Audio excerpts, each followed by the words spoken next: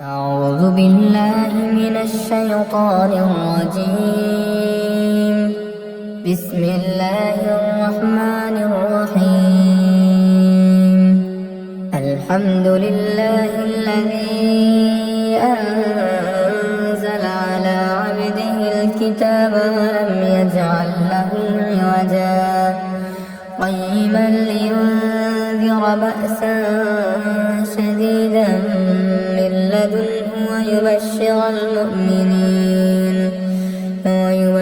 المؤمنين الذين يعملون الصالحات أن لهم أجرا حسنا ماكثين فيه أبدا وينذر الذين قالوا اتخذ الله ولدا ما لهم به من علم ولا لآبائهم كبرت كلمة تخرج من أفواههم إن يقولون إلا كذبا فلعلك باخع نفسك على آثارهم إن لم يؤمنوا بهذا الحديث أسفا إنا جعلنا ما على الأرض زينة لها لنبلوهم أيهم أحسن عملا وإنا لجاعلون ما عليها صعيدا جرزا أم حسبت أن أصحاب الكهف والرقيم كانوا من آياتنا عجبا إذ أوى الفتية إلى الكهف فقالوا ربنا آتنا من لدنك رحمة وهيئ لنا من أمرنا رشدا فضربنا على آذانهم في الكهف سنين عددا ثم بعثناهم لنعلم أي الحزبين أحصى لما لبثوا أمدا نحن نقص عليك نبأهم بالحق إنهم فتية آمنوا بربهم وزدناهم هدى وربطنا على قلوبهم إذ قاموا فقالوا ربنا رب السماوات والأرض لن ندعو من دونه إلها ربنا رب السماوات والأرض لن ندعو من دونه إلها لقد قلنا إذا شططا هؤلاء قوم اتخذوا من دونه آلهة لولا يأتون عليهم بسلطان بين فمن أظلم ممن افترى على الله كذبا وإذ اعتزلتموهم وما يعبدون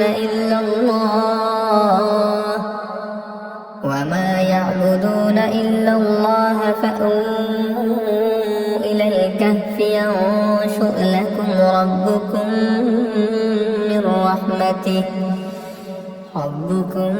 من رحمته ويهيئ لكم من أمركم مرفقا وترى الشمس إذا طلعت تزاور عن كهفهم ذات اليمين وإذا غربت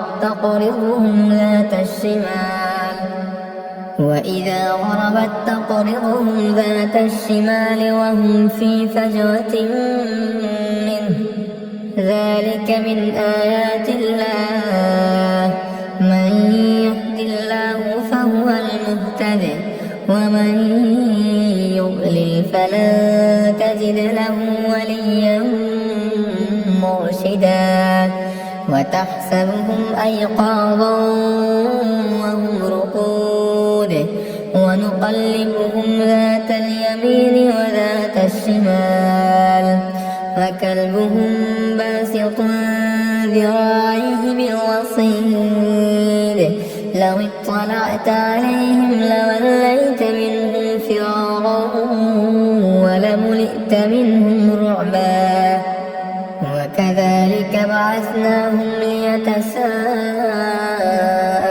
بينهم قال قائل منهم كم لبثتم قالوا لبثنا يوما أو بعض يوم قالوا ربكم أعلم بما لبثتم فابعثوا أحدكم بورقكم هذه إلى المدينة فلينظر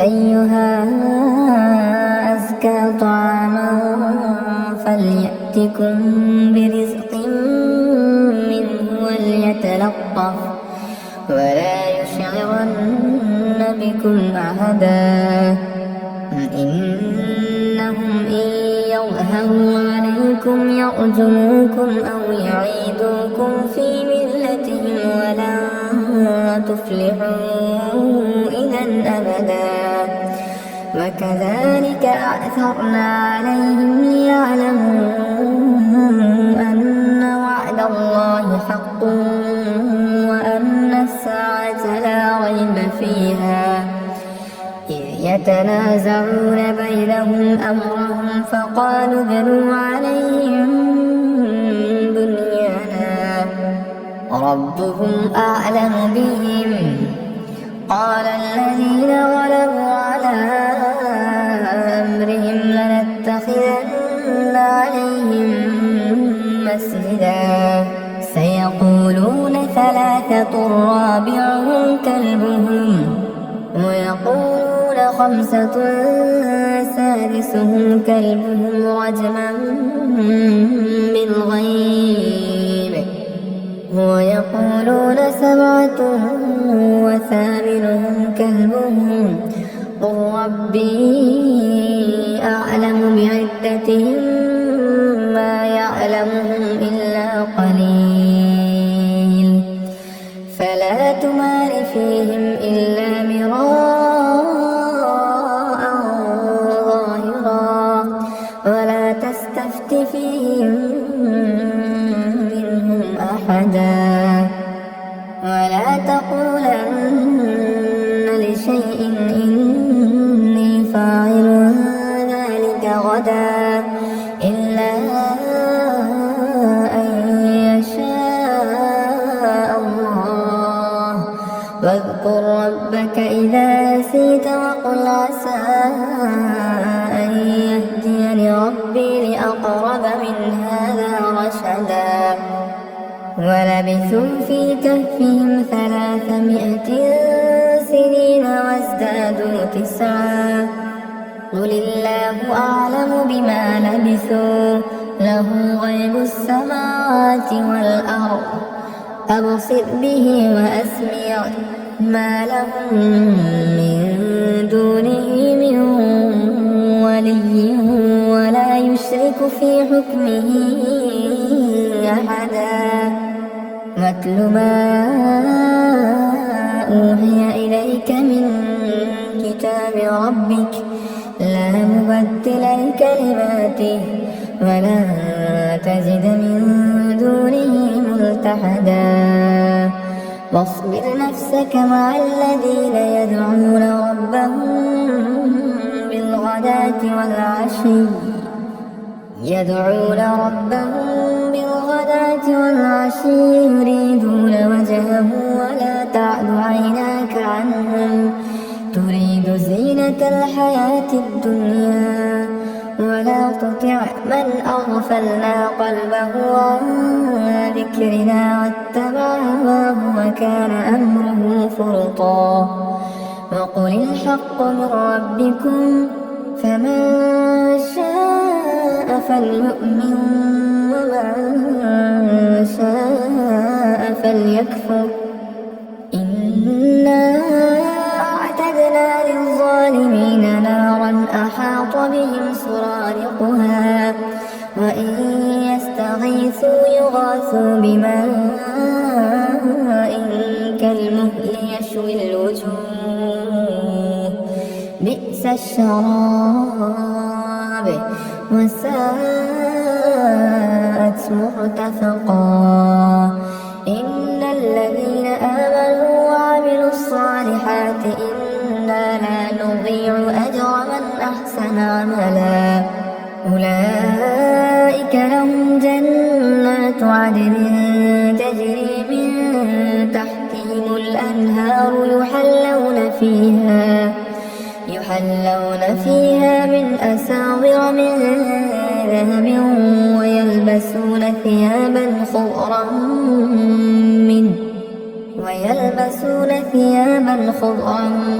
من سندس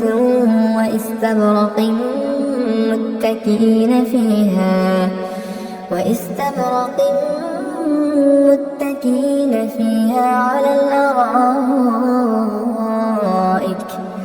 نعم الثواب وحسنت مرتفقا واضرب لهم مثلا رجلين جعلنا لأحدهما جنتين من أعناب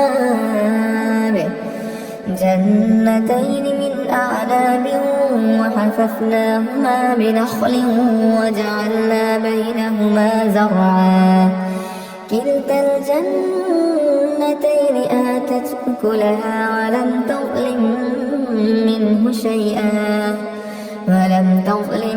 منه شيئا وفجرنا خلالهما نهرا وكان له ثمر فقال لصاحبه وهو يحاوره أنا أكثر منك مالا وأعز نفرا ودخل جنته وهو ظالم لنفسه قال ما أظن أن تبيد هذه أبدا وما أظن الساعة قائمة ولئن رددت إلى ربي لأجدن خيرا منها منقلبا قال له صاحبه وهو يحاوره أكفرت بالذي خلقك من تراب ثم من نطفة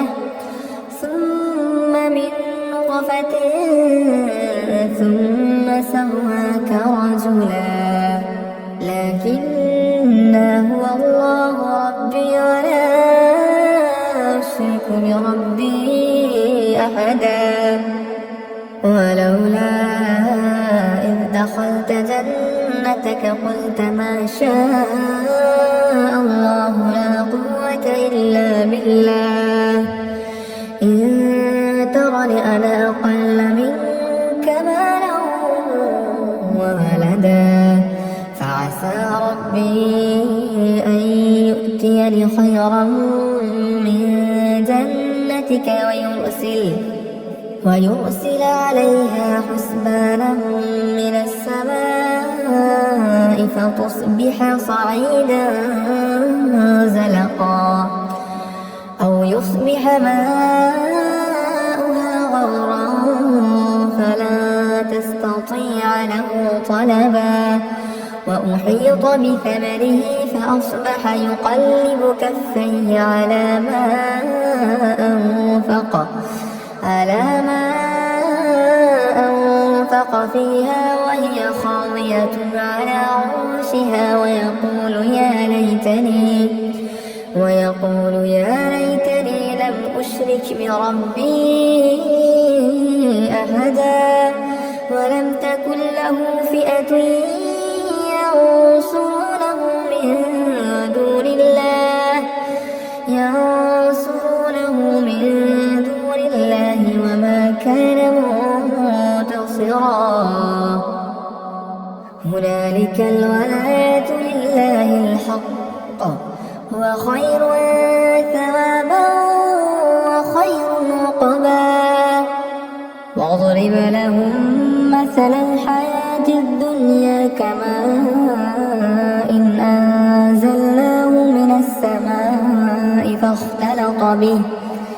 فاختلط به نبات الأرض فأصبح هشيما تذروه الرياح وكان الله على كل شيء مقتدرا. المال والبنون زينة الحياة الدنيا والباقيات الصالحات خير عند ربك ثوابا وخير أملا. ويوم نسير الجبال وترى الأرض بارزة وحشرناهم فلم نغادر منهم أحدا وعرضوا على ربك صفا لقد جئتمونا كما خلقناكم أول مرة بل زعمتم أن لن نجعل لكم موعدا. ووضع الكتاب فترى المجرمين مشفقين مما فيه ويقولون يا ويلتنا ما لهذا الكتاب لا يغادر صغيرة ولا كبيرة إلا أحصاها ووجدوا ما عملوا حاضرا ولا يظلم ربك أحدا. وإذ قلنا للملائكة اسجدوا لآدم فسجدوا إلا إبليس كان من الجن ففسق عن أمر ربه أفتتخذونه وذريته أولياء من دوني وهم لكم عدو بئس للظالمين بدلا. ما أشهدتهم خلق السماوات والأرض ولا خلق أنفسهم وما كنت متخذ المضلين عضدا. ويوم يقول نادوا شركائي الذين زعمتم فدعوهم فلم يستجيبوا لهم وجعلنا بينهم موبقا. ورأى المجرمون النار فظنوا أنهم مواقعوها ولم يجدوا عنها مصرفا. ولقد صرفنا في هذا القرآن للناس من كل مثل وكان الإنسان أكثر شيء جدلا. وما منع الناس أن يؤمنوا إذ جاءهم الهدى ويستغفروا ربهم إلا أن تأتيهم سنة الأولين أو يأتيهم العذاب قبلا. وما نرسل المرسلين إلا مبشرين ومنذرين ويجادل الذين كفروا بالباطل ليدحضوا به الحق واتخذوا آياتي وما أنذروا هزوا. ومن أظلم ممن ذكر بآيات ربه فأعرض عنها ونسي ما قدمت يداه إنا جعلنا على قلوبهم أكنة أن يفقهوه وفي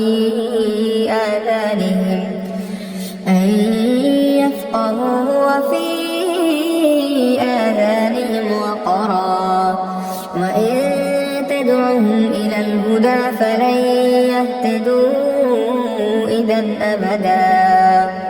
وربك الغفور ذو الرحمة لو يؤاخذهم بما كسبوا لعجل لهم العذاب بل لهم موعد لن يجدوا من دونه موئلا. وتلك القرى أهلكناهم لما ظلموا وجعلنا لمهلكهم موعدا. وإذ قال موسى لفتاه لا أبرح حتى أبلغ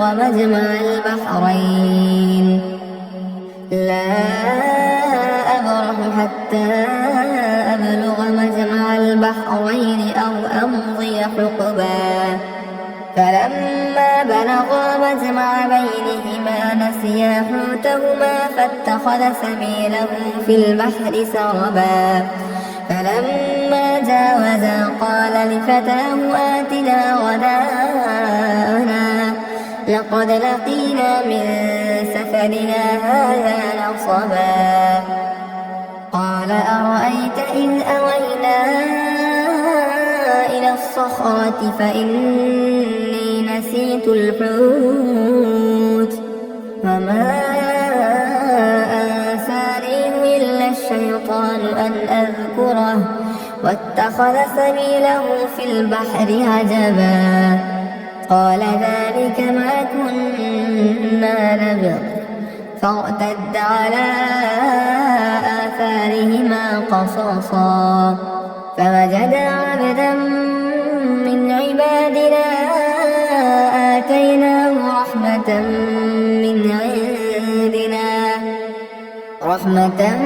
من عندنا وعلمناه من لدنا علما. قال له موسى هل أتبعك على أن تعلمني مما علمت رشدا. قال إنك لن تستطيع معي صبرا وكيف تصبر على ما لم تحط به خبرا. قال ستجدني إن شاء الله صابرا ولا أعصي لك أمرا.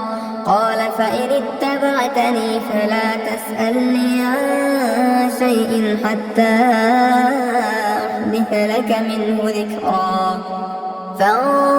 فانطلقا حتى إذا ركبا في السفينة خرقها قال أخرقتها لتغرق أهلها لقد جئت شيئا إمرا. قال ألم أقل إنك لن تستطيع معي صبرا. قال لا تؤاخذني بما نسيت ولا ترهقني من أمري عسرا. فانطلقا حتى إذا لقيا غلاما فقتله قال أقتلت نفسا زكية بغير نفس لقد جئت شيئا نكرا. قال ألم أقل لك إنك لن تستطيع معي صبرا. قال إن سألتك عن شيء بعدها فلا تصاحبني قد بلغت من لدني عذرا. فانطلقا حتى إذا أتيا أهل قرية استطعما أهلها فأبوا أن يضيفوهما فوجدا فيها جدارا يريد أن ينقض فأقامه. قال لو شئت لاتخذت عليه أجرا. قال هذا فراق بيني وبينك سأنبئك بتأويل ما لم تستطع عليه صبرا. أما السفينة فكانت لمساكين يعملون في البحر فأردت أن أعيبها وكان وراءهم ملك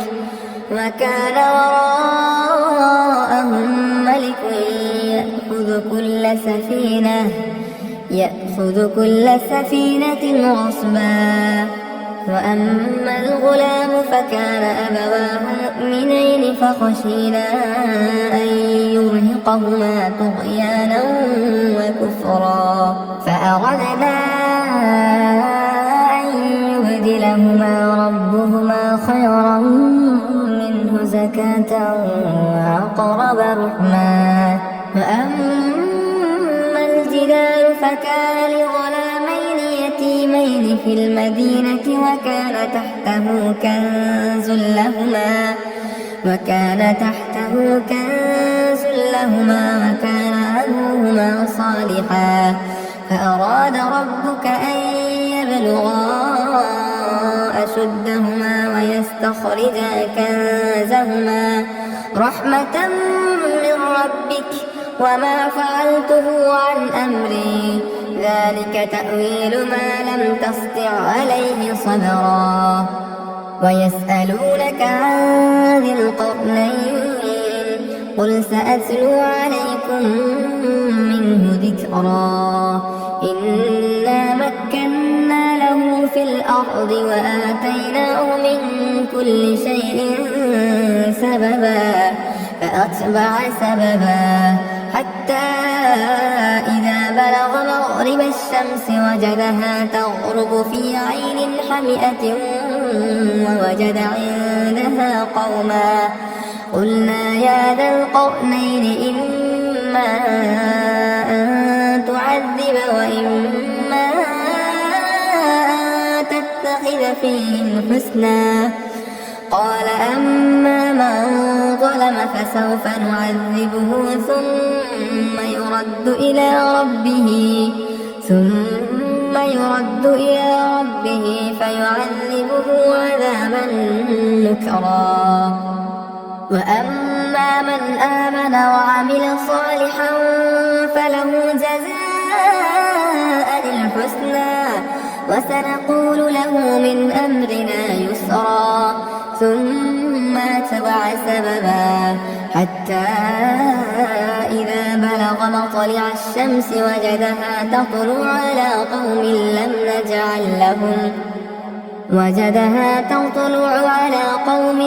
نجعل لهم من دونها سترا.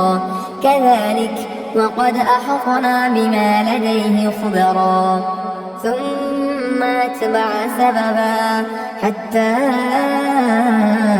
إذا بلغ بين السدين وجد من دونهما قوما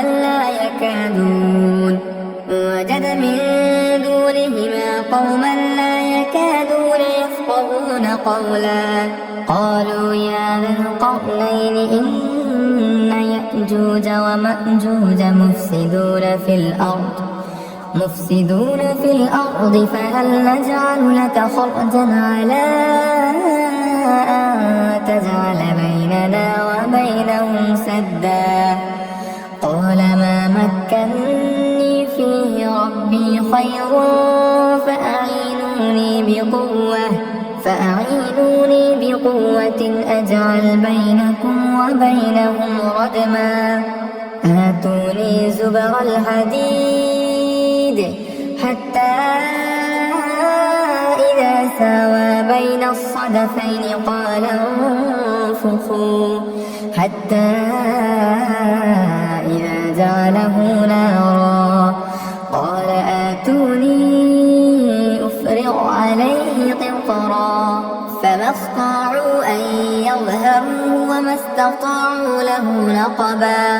قال هذا رحمة من ربي فإذا جاء وعد ربي جعله دكاء وكان وعد ربي حقا.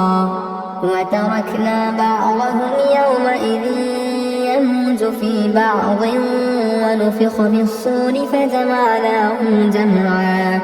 وعرضنا جهنم يومئذ للكافرين عرضا. الذين كانت أعينهم في غطاء عن ذكري وكانوا لا يستطيعون سمعا. أفحسب الذين كفروا أن يتخذوا عبادي من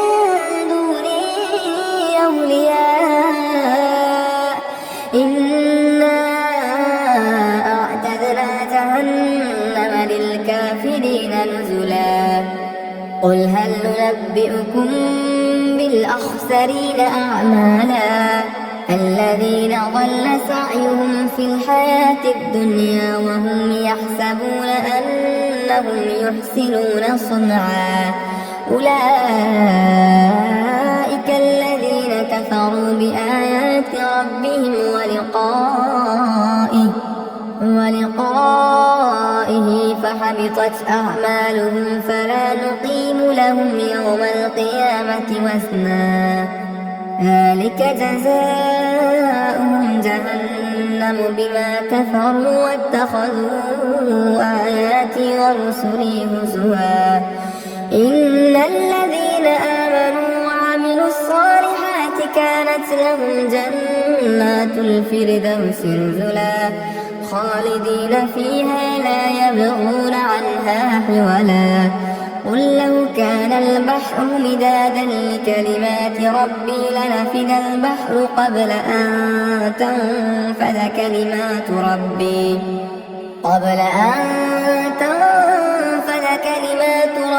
ولو جئنا بمثله مددا قل إنما